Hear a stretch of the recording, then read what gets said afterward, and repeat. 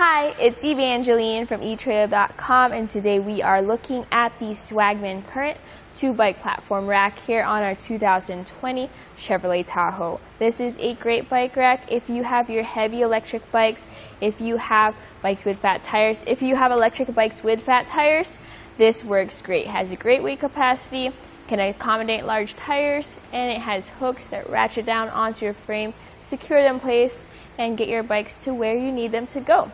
This bike rack does tilt away, and to do so, you just pull on the lever that says pull. There you go, and it tilts down. From this point on, you can then open your rear door. Let's see if we have clearance. And it makes it. Okay, it's close, so if you might have longer handlebars, it might not make it. But this way, you can tilt it down and put groceries in your car, take things out of your trunk, basically open your door, access your hatch easily. So with the door down, you can then tilt it back up, and to do so, you just lift it up and it snaps into place. The way our bike is mounted to this bike rack is at 3 points. So 2 wheel straps and a frame mount. Over here by our nice green yellow wheel straps, you can see how they have rubber padding just to protect your wheel while it's strapped in. To release it, you just press that lever and lift the strap up and away. If you've noticed that the straps are extra long, just so that they can go around those extra wide tires. Now for the hooks here, they are lockable. If you want to lock down your bike, you can lock them right here. But right now it's unlocked, so we press right on the lock and lift the hook up. What I like to do is actually just take the hooks completely off, just because I think that's easier for me, and just when I dismount the bike.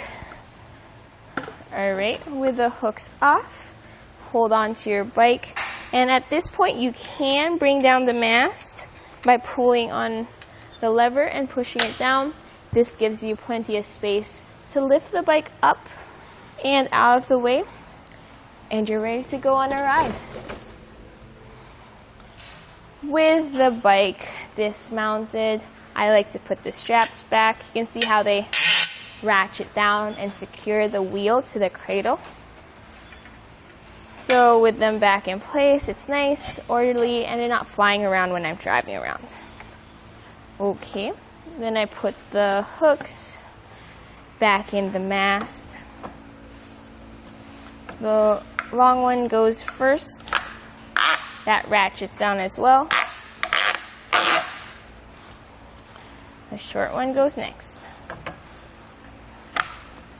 Alright. Notice how they have this nice rubber padding to protect your bike from scratches and scuffs. So with this in place, let's take a look at the cradles. This has cradles that can accommodate tires up to 5 inches wide. See that nice space there, as well as that grooves for your bike. This also comes with an integrated cable lock to wrap around your bikes and keep things secure. So that's a nice feature that comes with the bike rack. With it out in this position, you need to remember that when you have a bike rack, some length is added to the back of your car. Exactly how much? Let's see.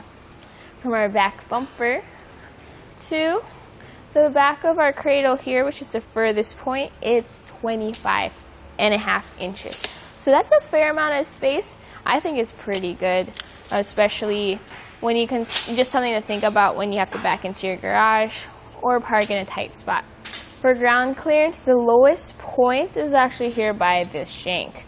So that's 22.75 inches ground clearance. It's a lot of ground clearance, especially because our Tahoe is higher up than other vehicles. That's why we have so much clearance. You just need to know that if you need to drive up a steep hill or driveway. This folds up as well, and you pull the lever, the big lever that says pull, you pull that up, and then you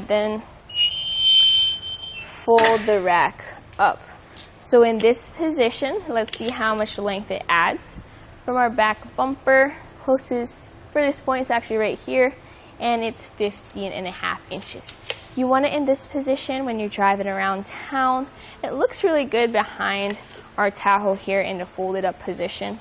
The closest point from our vehicle to the bike rack, let's see here, by the back door is 6 inches. And that's a lot of distance between there. It does have an anti-rattle bolt, so even though I'm shaking it, that's as close as it's ever gonna get.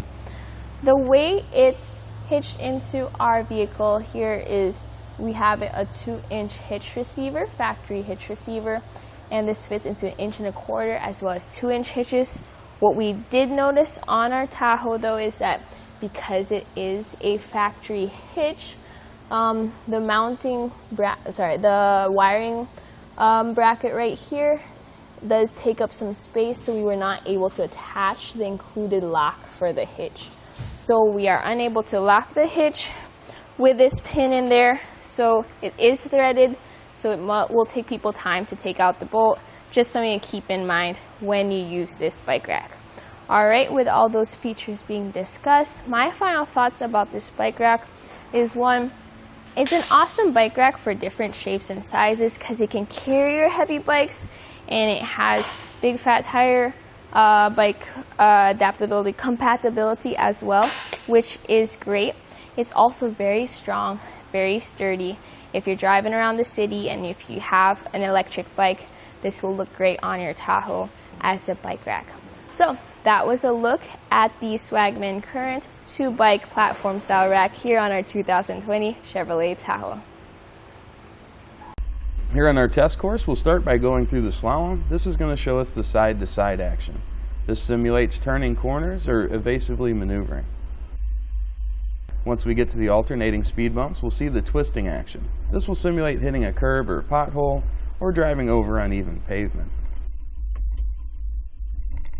Once we get to the full speed bumps, we'll see the up and down action. This will be just like driving in and out of a parking lot, parking garage, or driveway.